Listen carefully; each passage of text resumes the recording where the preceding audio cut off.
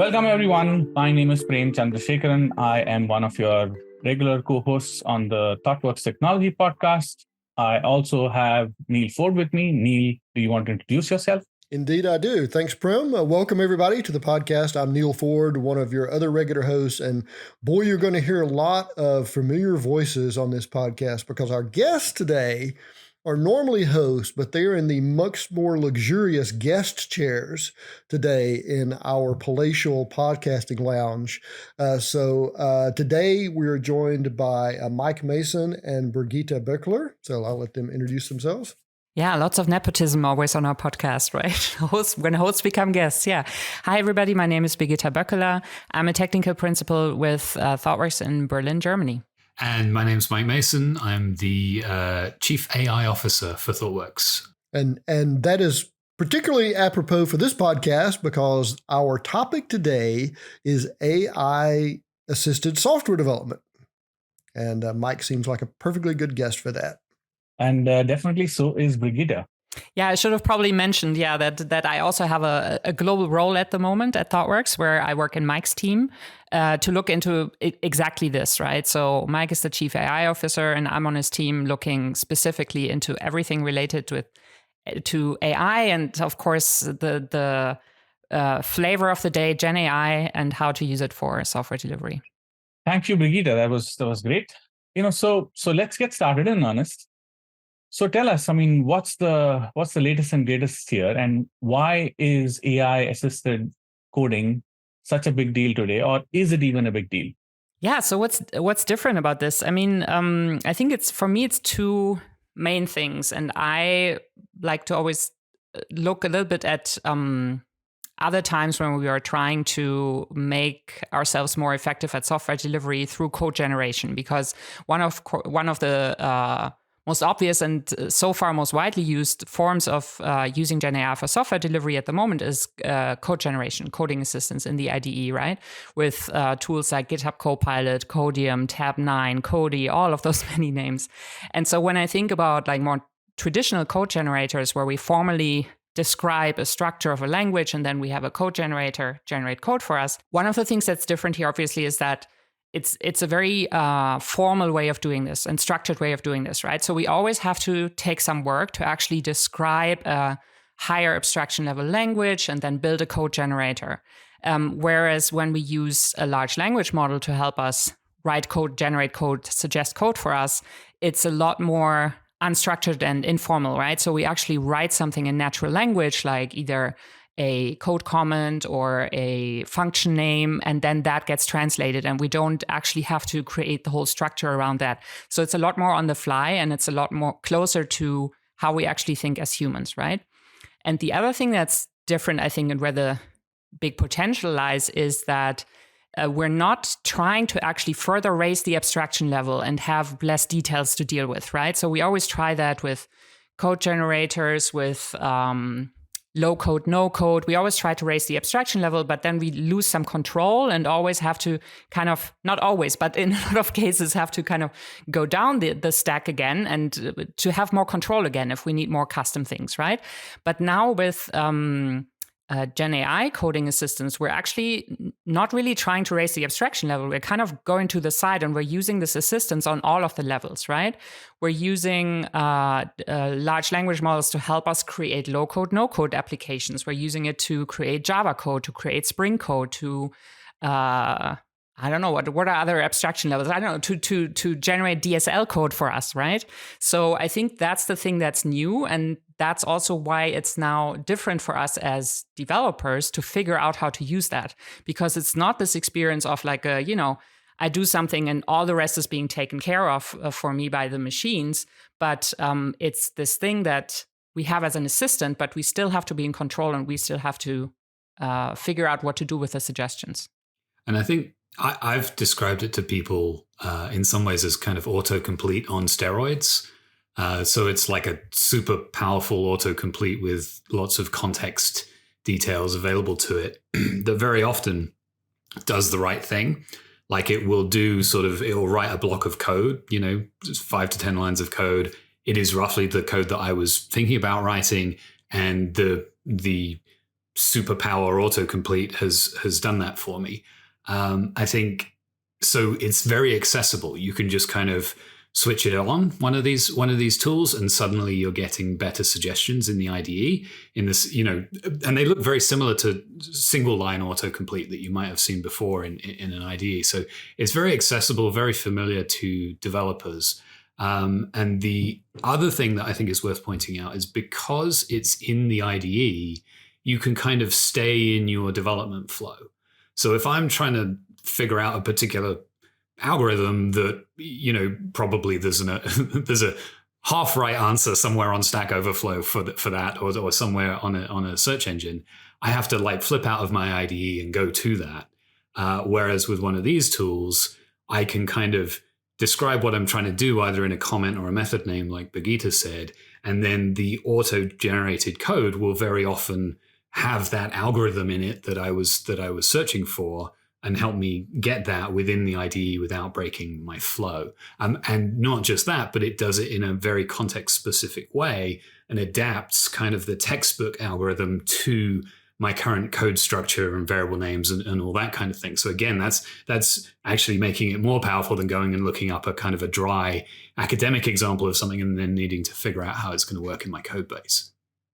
Yeah, and I think that example also shows the other thing that is, of course, totally different from traditional code generators, right? So that was kind of like a limited analogy, right? Because of course, this is about a lot more than code generation. It's also about information discovery and like lots of other things that I think we'll get to talk about in the next half hour or so. So I have an analogy, and I want to run this by you. I want to run this by a couple of experts because I'm trotting out this analogy as to what impact this is going to have on developers. And this is very closely related to what Mike was talking about. So in the 1970s, accountants spend most of their day recalculating paper spreadsheets by hand with calculators or adding machines. And spreadsheets, of course, completely eliminated that and made them way more productive. And that had two instant effects. One is you could build way more complex spreadsheets, and accountants became a lot more productive. That didn't necessarily make them better accountants. They just got rid of some of the busy work that they had as accountants. And the other side effect is by 1980, if you were an accountant who didn't know how to use a spreadsheet, you had a hard time getting a job. So my analogy for that is I'm a developer and I know SQL more or less, but now I'm trying to put together this complex, inner join kind of thing. And I try one, and there's an error message. So I Google the error message and I get it to change. Hey, progress. And, I fiddle around with that for 45 minutes versus handing that off to a GenAI and say, generate the SQL for me, and just execute it and get on with my work. So that I think is the productivity boost. It's not going to make you a different programmer. It's just going to eliminate a lot of the little busy work like that for you along the way. What do you think of that analogy? Is that accurate, or is that too far? Well, I think it depends on what timescale you're thinking about, because I think it's accurate. I think it may not be far enough. So, and then there's all sorts of subtleties to that. So the SQL query thing's interesting, right?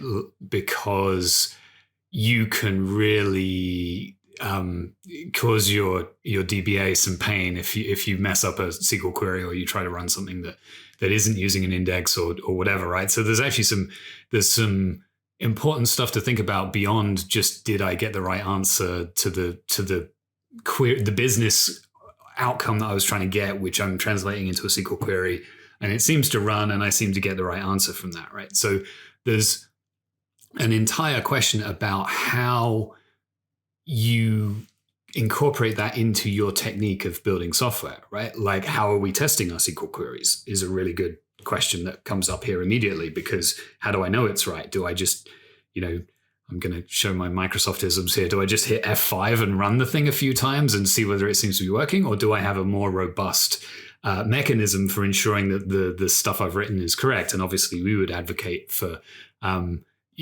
automated unit testing and stuff like that, so that we know that stuff is right and we've got all those safety nets. But I think, so that's a question. And then, let me interject just a second. The same way as an accountant, when you put a formula in a field, you don't just trust that that's exact. So you go back and verify and test. So there's a little bit of an analog there. But I agree that it's much shallower than what the capabilities that we have in front of us, and much more varied the things that we can do now.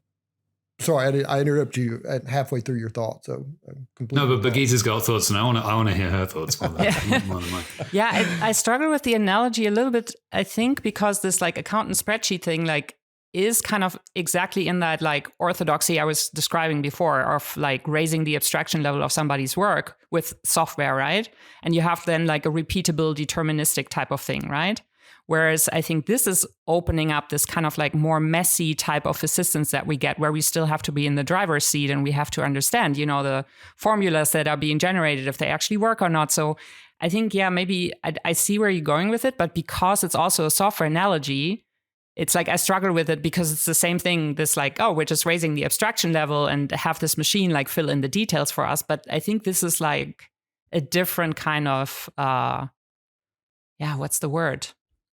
Yeah, it's almost like a little bit of a paradigm shift for us to think about how to use a piece of software, because it's actually, bad software, right? It's not really behaving like other software that we're using. So that's why as users, we also have to approach it differently, and it doesn't always work, you know? And so that's going to be interesting how we have to change our mindset, how to approach software to help us with tasks.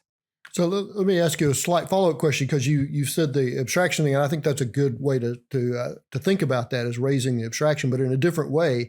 But one of the common pieces of advice we've always had is understand one abstraction below the abstraction you're working in, but we can't understand a lot of the things. Even the experts, right, are not exactly sure how some of these things are producing some of it. So that's a difference in that kind of abstraction boosting, is that, you know, this is a lot more opaque in some ways. That's another dimension of that messiness. Yeah. I mean, it is opaque, but the stuff that it produces should not be opaque, because the SQL or the JavaScript or whatever code that you're generating today, at least, we as developers need to understand that resulting code, because that is our responsibility. You know, it's our responsibility to ensure correctness, lack of security holes, you know, performance characteristics, all that other stuff. And so the code that gets spit out is what's the opposite of opaque? It's transparent to us, I guess. Transparent, right? So we can understand that, because that's part of our job, to understand how this stuff works.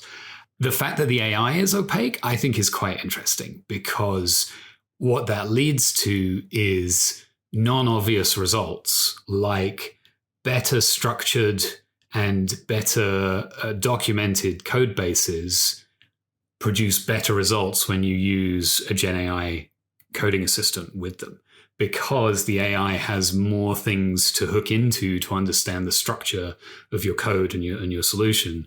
So that's interesting. There are probably things to be learned about how you prompt this stuff, whether you write a comment and then get it to autocomplete for you, or whether just a method name, you know, camel case method name, or however you're doing it, is enough to suggest it, or whether just, you know, moving your cursor to the right line in the file and then saying, please suggest something now, because you can do that as well. That might be a different prompting style. Yeah, so looks like this is quite rich in terms of the conversation that we are having. So, but I do want us to move on and help our listeners visualize how these things manifest themselves, right? I mean, okay, so you're talking about AI-assisted coding, but what are the most popular ways in which you interact with these tools? Yeah, so I think it's a really interesting space right now, because it's very fast moving, right? Like I have a virtual whiteboard somewhere where I keep dumping the new tools that I mentioned somewhere. And the list of coding assistants like for your IDE is just growing and growing. And it's just very hard to keep up. And also like the new features that are coming up. So obviously, I think one that is very popular and very well known is GitHub Copilot. And we're also using that on a lot of our accounts. But then there's Tab9, Codium, Cursor. there's Codium with an E, Codium without an E, Cody with an E, Cody without an E. So also very creative naming apparently in the products, as they're all coming up very fast. They have to come up with names fast, right? So yeah, it's like an interesting time in, I think, developer IDE experience as well, because I think, we've seen that in the past when the JetBrains IDEs came up. That was like a huge boost in productivity compared to the other IDEs that were around, right? And so most of these coding assistants at the moment have like two core features. One is kind of like this inline assistance while you're typing. It's doing this autocomplete on steroids that Mike was talking about. And then most of them also have a chat component where you basically have like a large language model chatbot in your IDE and can ask it questions. And often those chatbots then also have context of part of your code base. So for example, the open files that you have. And so now a lot of the other features that are coming up is like, very common is something like ask your code base, right? So you can actually ask the chatbot something about your code base, like where did I implement XYZ or stuff like that, right? So the tool vendors are trying to kind of do some kind of indexing and, turning your code base into something searchable that can be used to enhance the question to the large language model in the background. So that's what a lot of them are doing. Then especially this IDE called Cursor, which is still quite new actually. So it's like early days, I think maybe not ready for productive use yet, but it's really interesting the ideas that they have for the user experience. So they also, for the prompting in the inline assistance, you can use like a little chat component. And then they also have abilities to, when you ask a question about your code base, to more specifically point at the parts of the code base that you want answers on, or you can include and say, I want you to also consider the documentation of the following library that I'm using, and then it indexes that as well. Or it has some interesting prompting approach to help you debug something. So I've actually used this auto debug feature with it once, and it kind of goes into a chain of thought prompting loop. Where the model is kind of like trying to quote unquote reason about what's going on in your error message, and then says, okay, there seems to be something wrong in your POM.xml file. So let me look for that place in your POM.xml. I couldn't find it, so I'm going to look into the POM.xml in the other submodules, right? So it kind of goes through that.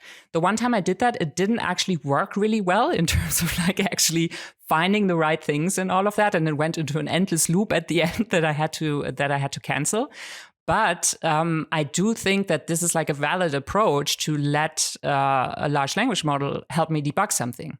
So there are some really interesting ideas that are coming up there. So it's interesting days. Yeah, so looks like you're saying, it can generate code. It can also help you navigate code. It can help you find some things that you don't know about and things of that sort. Mike, I think you were trying to say something, or maybe there are other things as well. Well, I just actually wanted to add something about using cloud-based services versus local deployment. So most of these services are, software as a service type things where you pay for a subscription.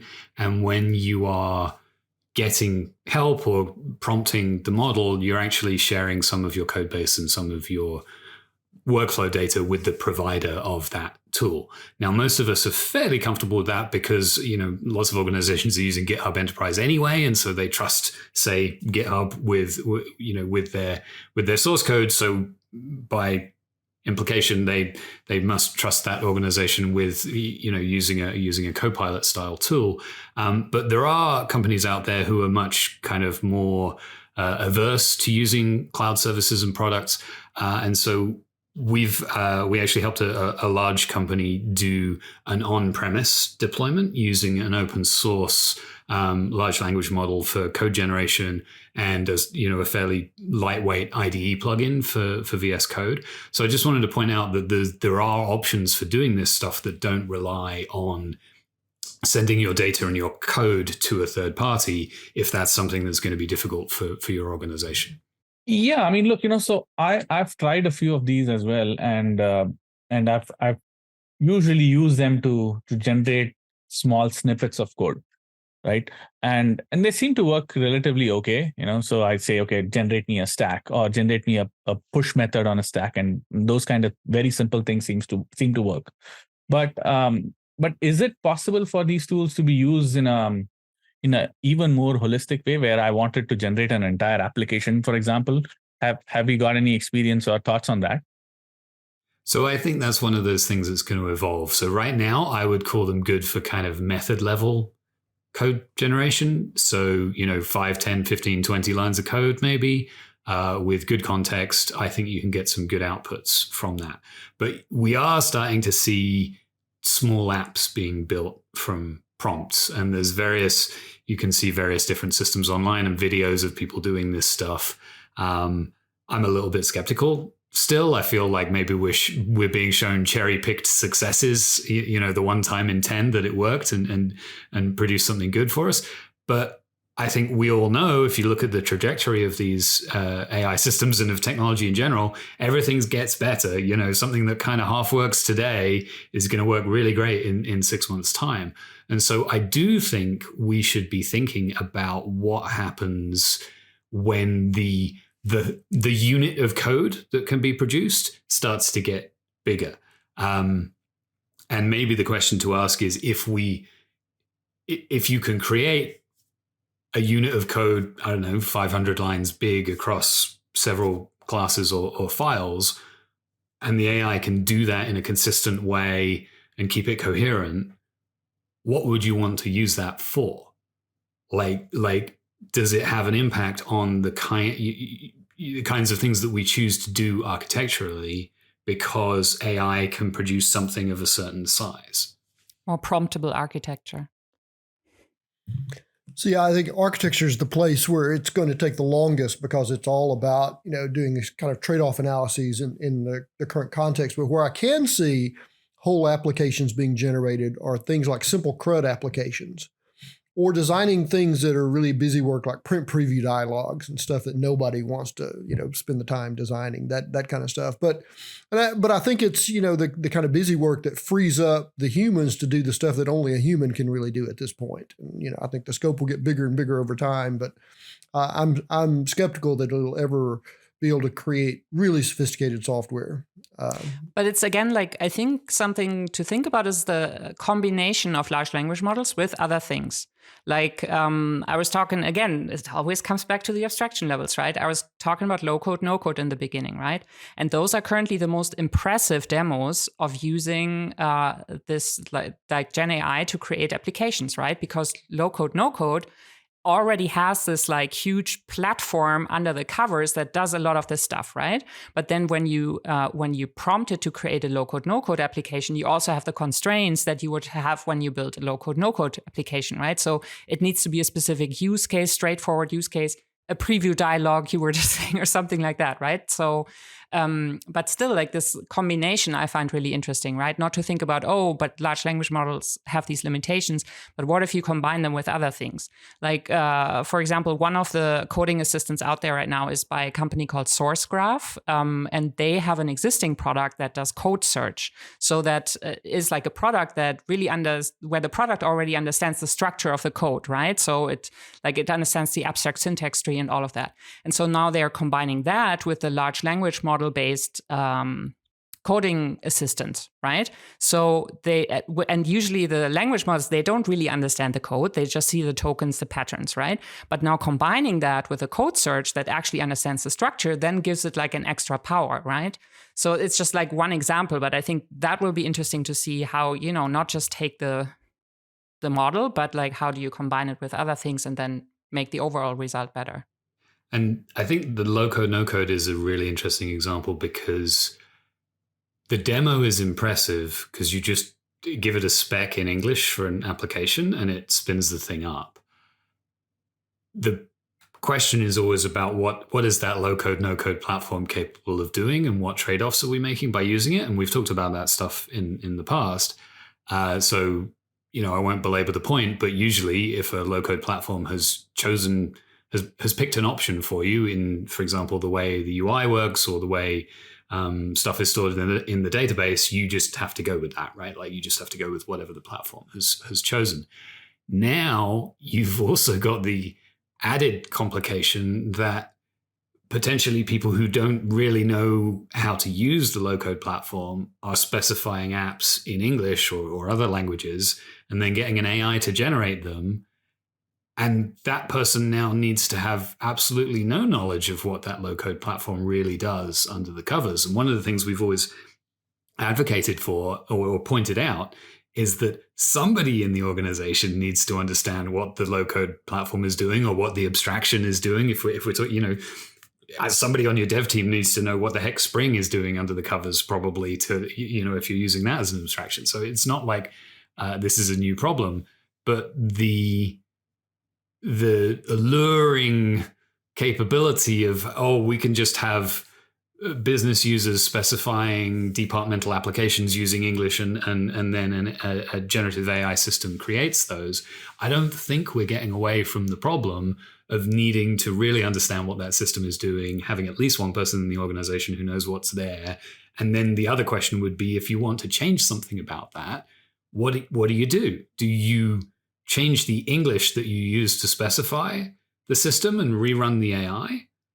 If you keep the English constant and you run the AI twice, do you get the same application out the end? Because these things are non-deterministic. I don't know, do you turn the temperature down or give it a seed number so you get the same output? There's all sorts of actually important questions there if you really wanted to do this stuff for real, rather than just having a flashy demo that makes everybody go, ooh, yeah. Well, and to use Birgitta's language about this, I think the reason it works well for low-code environments was because it's a very limited abstraction. But in some ways, the C programming language is an abstraction too. It's just a lot less limited. So, conceivably, but I mean, I think there's an interesting thing here, the number of possible variables going up and how fast it can cope with something. I mean, C, you can pretty much, it's a low-level assembly language versus some sort of very constrained DSL. The abstraction level between those things is really high. So I'm curious as to how fast they can ascend or descend that abstraction stack. So here is a thing that I've been wondering, right? This whole point of abstraction that all of us have raised. Now, here is the reality of it. Even when I'm working, in a more conventional environment, let's say using the Java programming language or maybe the Spring framework, right? There are portions of it that I may not intimately understand. And that's okay, because it helps me get the job done in a arguably a smaller amount of time than when I'm not using it, right? So wouldn't that same thing apply here? I mean, so the place where I'm taking this is, okay, I've got a certain level of things that I need to do. For example, it needs to be syntactically correct. Okay, I got that. It needs to be correct from the perspective of meeting the requirements that I have. And those requirements might be, okay, it works. It seems to work when I've got 3 rows in the database, or will it work when I've got 3 million rows in the database? Okay, so now does it move us to a point where I really need to get good at expressing those test scenarios as opposed to actually coding the thing, right? So does it shift the balance of power to, okay, now if I'm able to express all of those acceptance criteria really, really well, then do I really care? I mean, I don't know how assembly language works. I really don't, and I don't care. So does it move us to that level, or is it too early to say? I mean, one difference there, I think, would be, maybe not take the assembly example, the Spring example, right? Like when I write code and I use Spring annotations, I am basically putting myself into the hands of the creators of the Spring framework, right? And they built something that deterministically always works the same way and that they thought about and that works, right? And of course, sometimes I need to understand in detail what the annotation does, and sometimes I don't, right? But if I get suggestions from a large language model that are, based on all of the code that is out there on the internet that sometimes works and sometimes doesn't, that's like a different kind of quality, right? So I think that's the kind of messiness where, in a way you could say if you have like a good quality assurance approach, right? If you're really confident in your tests and you let this like get generated, then maybe it's a little bit more similar. I mean, it still needs to be extensible code, because as long as humans, we still have to extend the code. It also needs to be somehow readable and all of that, right? But yeah, again, it doesn't quite work, because the traditional abstraction layers are really like well-defined and deterministic and all of that, right? And here's all of this messiness in this space. So it's always slightly different. Well, and what you just said there was really interesting, Birgitta, right? Like, because it still needs to be read and evolved by humans. And so actually, that's one of the most remarkable things about GenAI creating code today, is that code, like we all know this, is actually for communicating amongst programmers. And for me, communicating to myself in the future, because I've forgotten what the heck the thing was supposed to do. So the fact that AI can generate human readable and human evolvable code is remarkable and very useful to us. I do wonder if we move to a mode of specifying functionality and ascertaining correctness through good acceptance testing, whether that still needs to be true. Because if you have a block of impenetrable AI generated code that is super optimized, but no human could read it, but you have all these tests around the outside to guarantee that it's doing what you want it to do, does it matter that it's not human readable anymore? Yeah, and that's exactly what I was thinking, right? I mean, if I've got these suite of fitness functions, and it basically says, okay, this is what it does. I don't really care. I don't want to see what lies underneath, right? Because it seems to obey all of these fitness functions that I've written against it. Great, right? That's all that matters. And then now, if there is a bug, I say, here is an additional fitness function that you need to adhere to, and then as long as it does that, I'm like, bring it on. I mean, write the most complex code, write the most ugly code, unreadable. I don't care. It's obeying all of my acceptance criteria. Mm-hmm. And then the key thing is, like, you wrote those fitness functions, right? So there's like a nice blog post by Michael Feathers about, should you generate your tests and your code, right? Mm-hmm. Because if you also use these tools to generate your tests, and, I think I wouldn't say, oh, never use them to generate your tests, right? I think that's a bit too extreme. As always, it depends, right? But I think you definitely then have to be a lot more diligent when you generate your tests, because you at least want to be sure that you're like having good test coverage, good test scenarios, like, have covered all of your bases, right? Like maybe you do things like what's it called, where you do all the testing, where you generate all of those different types of, or fuzz testing, or mutation testing. Mutation testing, thank you. Yeah, maybe something like that. Property-based testing, all of those things, right? So yeah, maybe new ways to think about our testing approach, to maybe invest even more in testing. And then again, we have to see, how does it balance out? Do we actually get a net positive at the end when we invest even more in testing, right?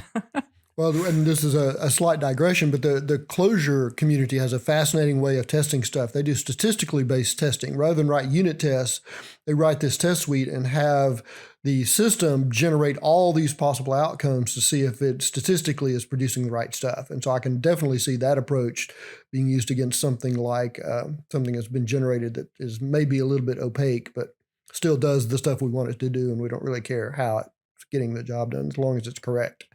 But then, using some statistics and things like that to determine that it is in fact doing the right thing. So that leads us to the next section, which is a very popular way, at least amongst thought workers, in terms of how we approach problems, test-driven development, right? A lot of us like doing that. So how does this thing affect that flow, where I'm writing the tests, or I'm writing a test and then writing a bit of production code, see that pass, and then keep doing this again and again till the time that I can't think of something? How does that get affected? One of the things that you'll also notice when you use these coding assistants is that they often suggest quite a few lines of code to you, right? Like sometimes it's also frustrating because they only go line by line, but sometimes they give you 15 lines at once, right?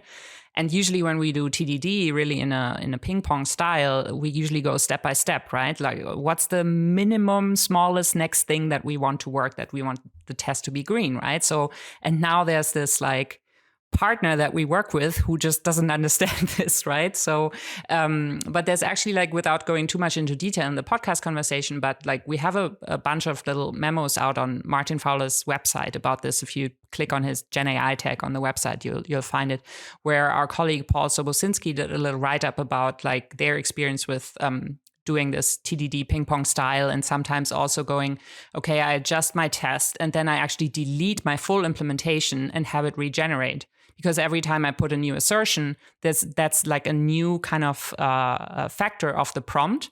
So I just like delete my whole function, and then, you know, the coding assistant will pick up my test in the other file and will potentially give me like a more like fuller implementation of what I did. So it contains like little things like that. And he's going through the kind of red-green refactor cycle and how a coding assistant would be helpful or sometimes not helpful in that. It sounds like you've tiptoed right up to the inevitable question that people ask thought workers about GenAI. Is it a pair programmer? Yeah, and I think GitHub Copilot is even, the tagline is even your AI pair programmer, which annoys me a little bit, I have to admit. Like the product's really great, but that part annoys me, you know? Yeah, I mean, it's like a little frustrating to us, I think, because I mean, we're big proponents of pair programming, and it's very often misunderstood as like, you know, it's this, you know, when there's two people, if, you know, this one person will know the syntax when the other person doesn't. Like, I'm exaggerating, right? But it's about like when, you know, filling knowledge gaps or something. But it's actually, and of course, like a tool like GitHub Copilot or all the others can help with some of that stuff, sometimes even better than a human maybe, right? But actually, the point of the pair programming practice is to make the team better, not just the individual coder, right? So it's about, you know, having the context of what's going on, knowing, you know, this person was in the story kickoff discussion, this person wasn't, you know, maybe one person is sick, out sick tomorrow, and the other person has the context. Or it's also about, it's often like one of the only spaces left in remote working where we actually like informally collaborate with each other and code, and where we can have bonding and stuff like that, right? It's so many things that, you know, the robot cannot help us with. So it's a bit frustrating that, you know, now this, you know, equating those two things is doing a disservice to what the practice actually does, right? It's inevitable, though, don't you think, that they're all going to pitch themselves this way? Well, and I think it depends what you are trying to get out of it, right? Like, if you are clear about what you're trying to use the tool for, and the things that the tool cannot do, like all of the stuff that Birgitta just talked about, the tool can be useful, right? Like there's all this discussion right now about, you know, whether AI is actually intelligent or whether it's just pattern matching and spitting stuff out and, you know, all this kind of stuff. And some part of me doesn't care because it's useful, right? Like, I've got this useful tool and it's providing utility to me, and no, you can't have my license back. Sorry, I want that. I'm going to keep using it. Thanks very much. And some of the stuff that these tools can do is a super useful contribution to the development process, like looking over your code and the change that you've just made and determining, does that have any security flaws to it? Right? Like asking questions like that about the code that you've just done, or reminding you, hey, did you run a performance test on this? It looks like you're accessing, you know, I don't know, it looks like you've got an n+1 select loop going on there. Like, are you sure that that's what you intended to do? Those kinds of things are useful and would otherwise require time from more senior teammates to look over your code to remind you to do that kind of stuff. So, you know, I'm all for using these things when it frees us up to think about things that are more in the human domain of thinking about, like, is my architecture going in the direction that I want it to? How do these system components relate to each other? Do I really understand the requirement that's being asked of me? Is this feature conflicting with another feature that's coming down the road or that we did last week? Those are things that are much harder for an AI to help you with. But the nuts and bolts of the task of coding, it seems, is getting more and more accessible to AI. Makes sense. So Birgitta and Mike, we can keep going on this, but we do have to end this. So, any parting thoughts from you folks in terms of what we can expect from this and where we should use it or not use it, or anything else that people who are trying to get started on this should be wary of? Well, I mean, the bee in my bonnet on this is that everybody should be trying this stuff out. The capabilities of generative AI change literally every week. And so the only way for you to really understand what this can do and whether it can work for you is to try it, and actually try it in a whole bunch of different ways. I would always advocate for responsible experimentation. So don't go into work and install one of these tools without your employer's permission, without them understanding that you're doing that, right? Because that leads to very bad outcomes. But if, say, you have an open source project that you are working on, or some personal code or something like that, most of these tools have a free trial available. You can get started with them and start understanding what they do. And that would be like my very strong recommendation to anyone, is to just try this stuff. It's not perfect, right? It's not going to replace you as a programmer. Don't worry about that. But you'd like the accountants and the spreadsheets, you as a programmer should understand how you can use this tool in your craft. And there's lots of people, I get the impression, making excuses for it. And I guarantee you, once you try this stuff, your eyes will be open, and I think you will like incorporating this tool. Birgitta? Yeah, I mean, first of all, +1 to that, definitely. Like I was mentioning before, this is different from other software that we've used, right? And it's like, it's not, you can't just go to a training, somebody tells you these are the rules of the tool, this is how it works, and then you apply those rules, right? Like there's lots of things that, you can't really explain. Why is that happening? So you kind of have to get a feeling for it. And also, for things like, sometimes going in small steps helps, or I think you really, have to try it out. And I also feel, even though I'm in a full-time role right now, looking into these things, I find that I have to train myself to remember to try things out. Because I'm just not used to it, right? So I think we all, if this is really going to be part of our lives in the future, we have to kind of I think we have to cognitively change a little bit how we think about things, right? So I recently read an article where about this, where the author mentioned how we all collectively cognitively changed when internet search came around, from training ourselves to remember facts to training ourselves to know how to get the facts, right?